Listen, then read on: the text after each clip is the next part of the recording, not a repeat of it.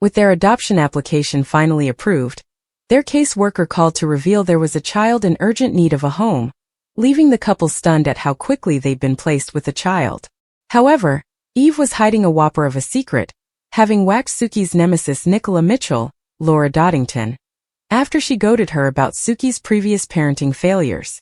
With the attack captured on the club's CCTV, Nicola has since been threatening to report Eve, who was previously served time in prison for assault, to the police, and thus placing her future as a foster parent in serious peril. After Eve later told Suki the truth, the couple vowed to look forward as they then welcomed a young girl called Rhea into their home. However, recent scenes have seen them both fail to connect with the youngster. They've been determined to make things work with Rhea, and next week, Suki finally has a breakthrough as they start to bond.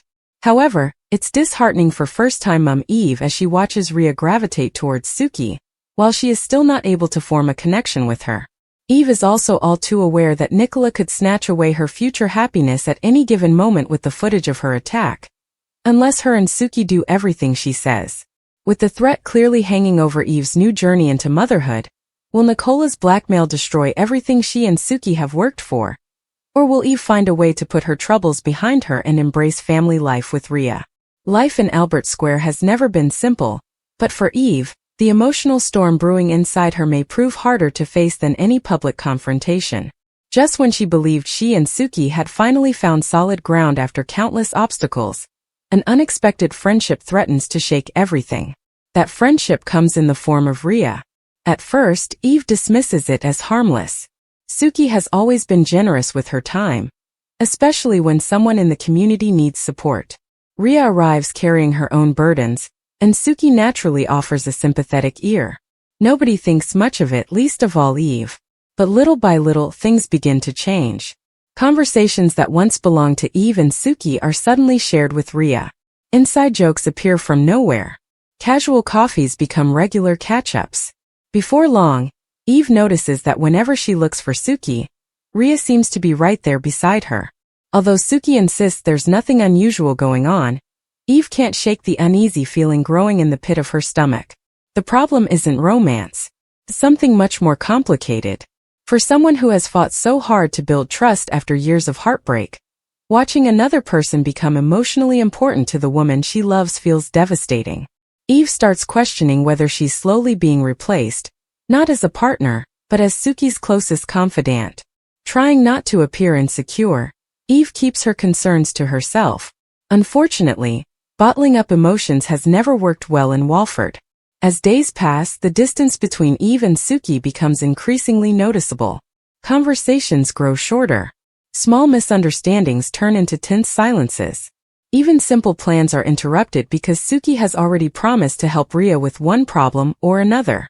Friends around the square begin noticing the shift. Some encourage Eve to speak honestly before resentment takes over. Others warn her that jealousy can destroy even the strongest relationships if left unchecked. Still, Eve hesitates. After everything she and Suki have survived together, admitting she's jealous feels almost embarrassing. She knows Suki has every right to make new friends, yet her heart refuses to accept what her head keeps telling her. Meanwhile, Rhea remains completely unaware of the emotional chaos unfolding behind the scenes.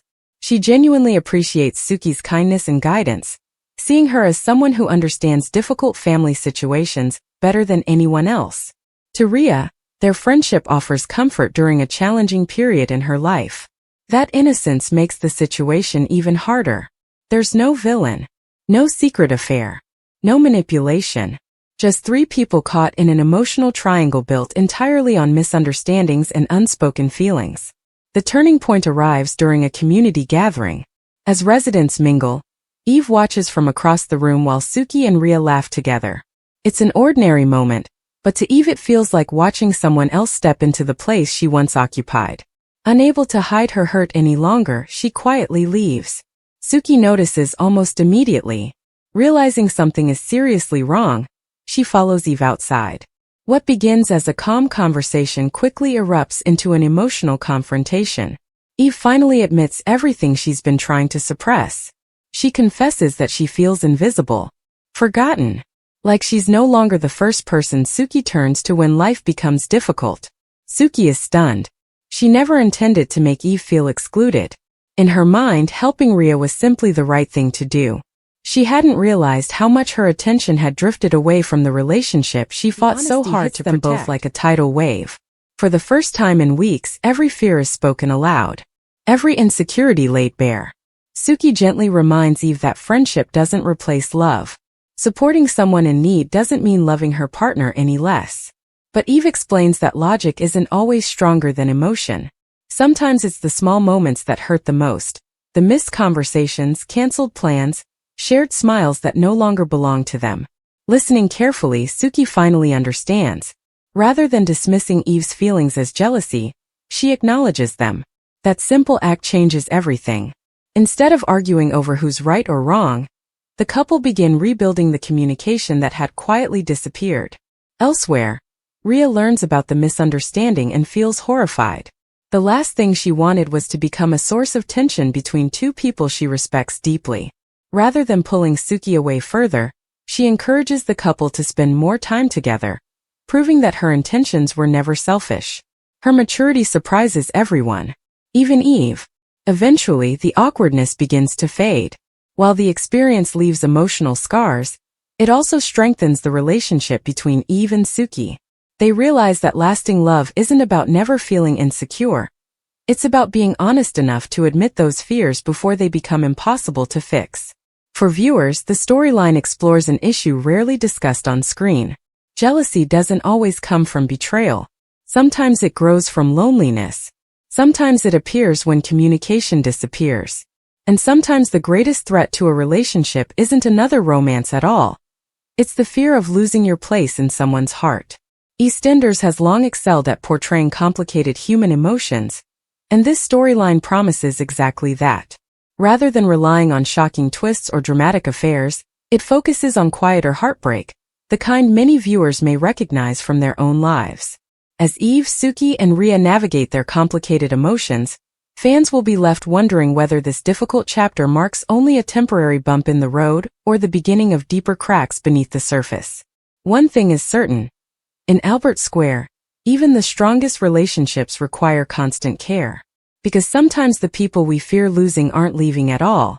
They simply don't realize how far away they've drifted until someone finally finds the courage to say, "I miss us." Thanks for watching. Don't forget to like, comment, and subscribe to EastEnders Spoilers Official.